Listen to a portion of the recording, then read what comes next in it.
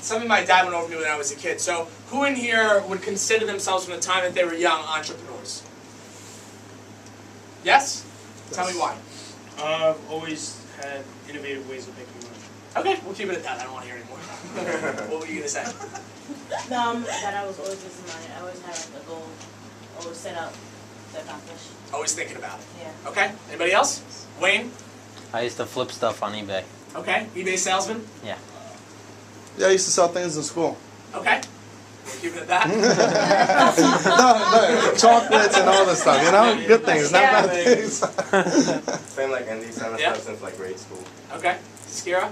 I've been making things ever since I was 2. Okay, I was thinking about being a businessman and selling paintings and stuff like that. okay. No? Okay, cool. So for me, I've always been an entrepreneur. An entrepreneur in the mindset of actually doing it, of always thinking about it, and my father drilling it in my head from the time that I was a child. That's all that we spoke about.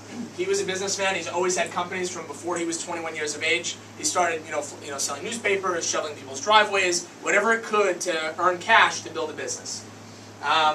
When I was a kid, he would come in my room and he'd put me to sleep a lot of nights. And when he'd put me to sleep, he would have something inspirational to share with me, some story, some lesson, something valuable that would push me. So I wanted to share something with everybody in the room that I remember. So it's called the Ye Old Hot Dog Story. For those of you in the room that have heard it, you'll hear it again. For those of you that haven't, you'll hear it now.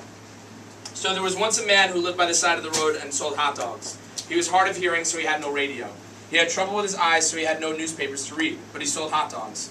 He was a firm believer in advertising, so he put signs all along the highway advertising the merit of his hot dogs, and the sign said, "Buy a hot dog, mister," and people bought them.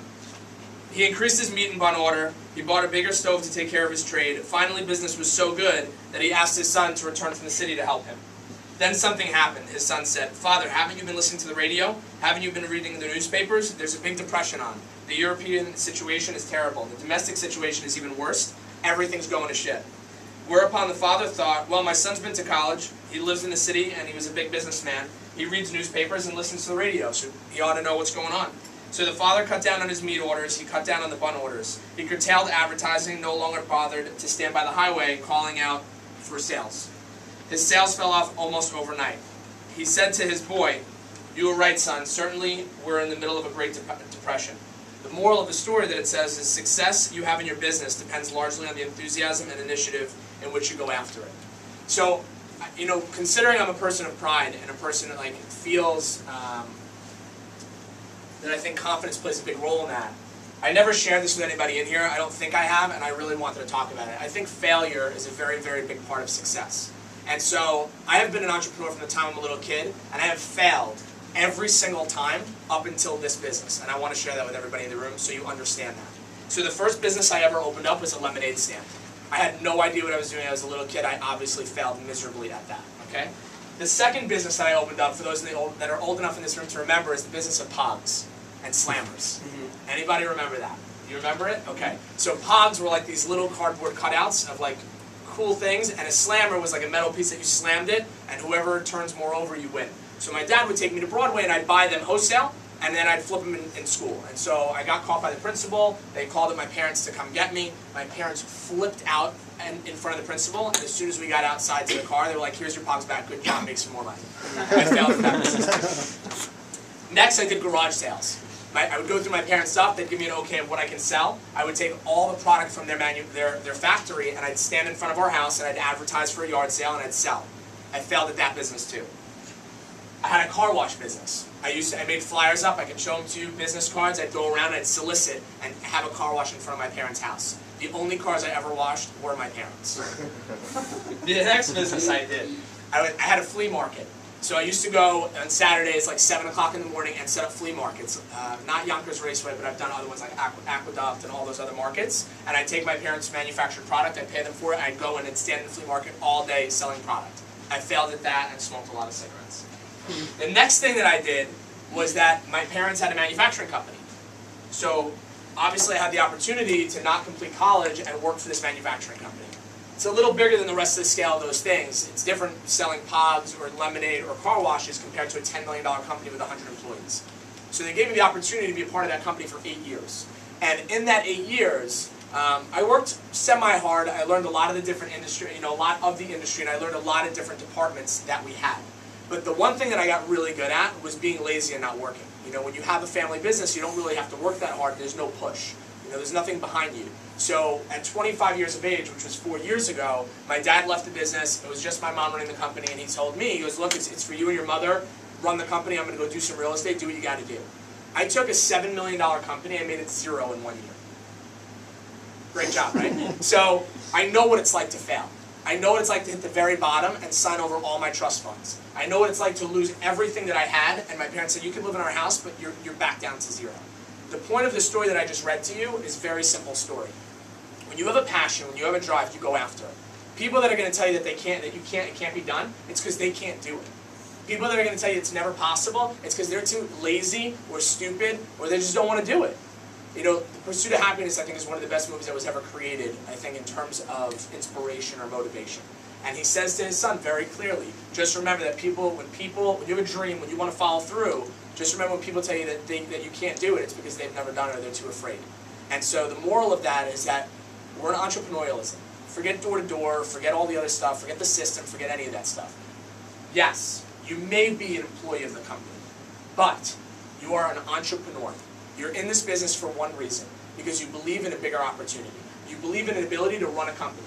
You believe in an ability to control others' destiny and others' future. You believe in an ability that financial abundance and security is possible. You believe that despite the economy, your skills, your talent, your hard work will give you what you need in order to support when the rest of the world is crying.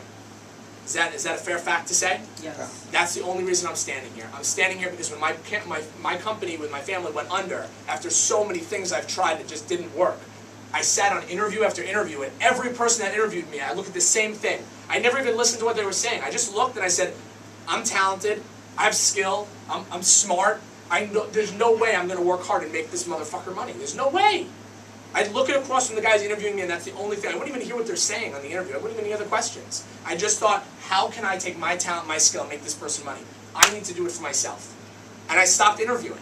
And I continued to play video games and collect unemployment. That's what I continued to do. And when I came to interview with Raf, I saw something that lit up inside of me. And he said, if you can do this for 1 year, I will give you the cash, I will give you the team to go open up your own business, and I'll teach you the industry. And from there, you decide what you want to do. And I was like, you know what? This is it. I believe in this. My dad went door to door for 10 years to build our company, and I had a great life. I'm going to do the same thing. I don't want to, but this is my chance to reinvent myself. This is a chance for me to walk in. No one knows me. No one knows my skill. No one knows my talent. No one knows my past. I'm not with my fraternity. I'm not with my friends. I'm not with my family. No one knows me. Everywhere I went, I was always Jason, Ken and Susan's son. Everywhere. Even if I go to pray in my synagogue, it's the same thing. How's mom and dad? How's mom and dad? Fuck mom and dad. I need to be me. I'm a grown man. I wanna stand for myself. So when I came here, there was no track record. There was no past. I got to set the pace. I got to decide what I was worth. And so that's what I did. And I worked my ass off. You know how many people told me it's not possible? Every friend I had that worked in finance and some in law, they're like, dude, you're wasting your time door to door. What is that going to get you? I didn't listen. My mom questioned me 3 times because I was shocked considering she was a business owner. She's like, are you sure you're doing the right thing? You made $0 today. I was like, I'm doing the right thing. People are going to question you because you're doing something that's uncomfortable, that's hard as fuck, and that is going to push you to limits. If you're standing in this room and you calculate the dollars that you make versus the time that you spent, you should clock in now and walk out the door because you will fail. Entrepreneurialism is not about how much time you put in to make the money that you have. It's about who you become, the skills that you acquire, the person you are developing to be. Donald Trump makes the money that he makes, not because of anything other than his skill. His skill of being bankrupt 4 times, of getting his ass kicked. Does that make sense? Mm-hmm. And that's sports. The only reason an athlete is an athlete is because they got their ass kicked. It's the name of the game. So if you're standing in this room, forget being a manager. Forget running an office. You're in here to develop the breed of entrepreneurialism, to knock on a door to develop skills for communication. You will be the best in your industry, you will be the best in your class, you will be the best in the world if you can fight through the adversities of pain. So we have a big week ahead of us. I want to continue to kick ass. I want to continue for anyone in this room that's going through a hard time to continue going through a hard time, because at the other end, no matter how many businesses you push through, inevitably success is there. But you have to fight. You have to fight. Anything that's worthwhile, there's a lot of risk involved. That's the name of the game.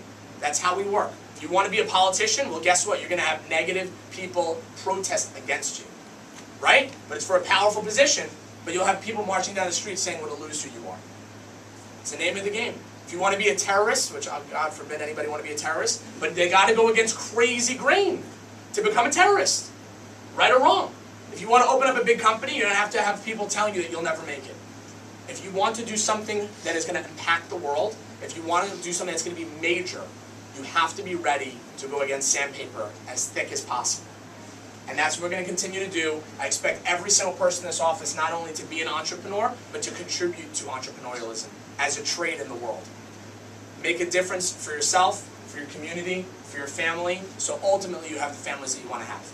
Cool? We got a busy week ahead of us. I want to rock and roll. I want to showtime on 3 with a football clap star. You ready to rock and roll? Let's do it.